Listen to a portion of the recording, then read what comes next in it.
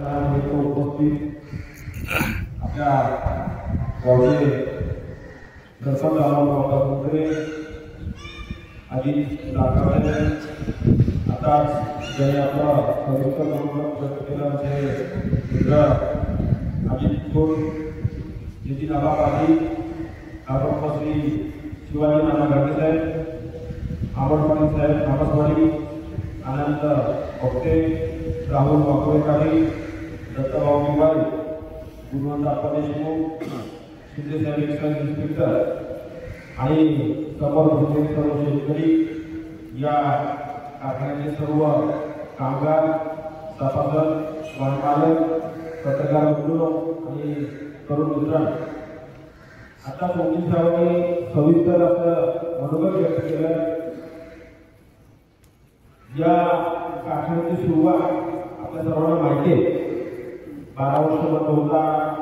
आमचे बंधू केशवराव सावंत यांनी अतिशय कष्टाने चांगल्या पद्धतीने 2 सीझन चांगल्या पद्धतीने चालवले। काही अडचणी आल्या नवीन असल्यामुळं लोकांचा विश्वास संपादन करण्यासाठी थोडा वेळ गेला। निसर्गाची साथ कमी झाल्यामुळं 2 सीझन आपले कमी काळात झालेले पण आता या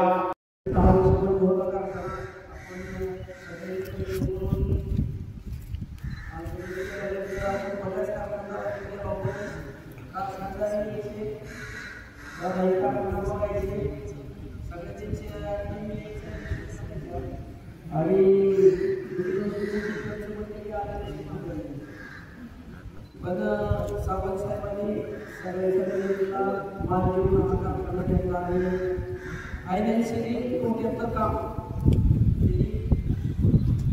असताना सुद्धा आपल्या भागातील शेतकऱ्याची अडचण दूर होईल म्हणून हा कारखाना भरमसाठ पैसे खर्च करून उभा केला। वास्तविक पाहता सगळ्यांनी पैशाचं सुरू करता येत नाही। सगळ्याला वाटते आता रेल्वेचे 2600 मिळते 200 रुपये 300 रुपये काय नाव काढावा पण चालू होईल असं सगळ्याला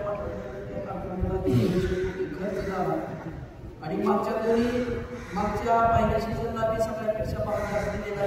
साहेबांनी आपल्या तेरणामध्ये समाज मिळाले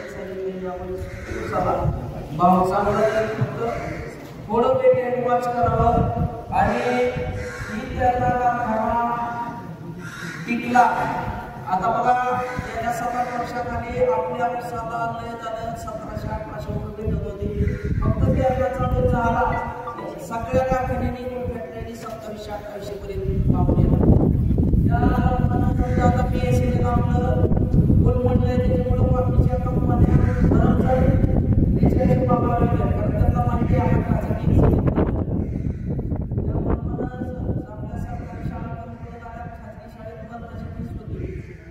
सगळ्या बाकीचे जर निवेदन आहे की आपल्याला बघायला आले पुन्हा पहिल्यासारखा आपल्याला पण सगळे मिळून ते लोका जास्तीत जास्त ऊस कसा देता येईल यासाठी प्रयत्न करावा। भावाच्या बाबतीत सावंत साहेब तुम्हाला पुढेच कमी पडणार नाही एवढी या लोकांच्या समितीच्या अध्यक्षाच्या नात्याने मी माहिती देतो आणि सगळे जास्तीत जास्त प्रमाणात ऊस निर्मितीला द्यावा। भावाच्या बाबतीत सावंत साहेब कधी पडणार नाही असे आश्वासन करतो आणि या ठिकाणी सांगतो जय जवान यानंतर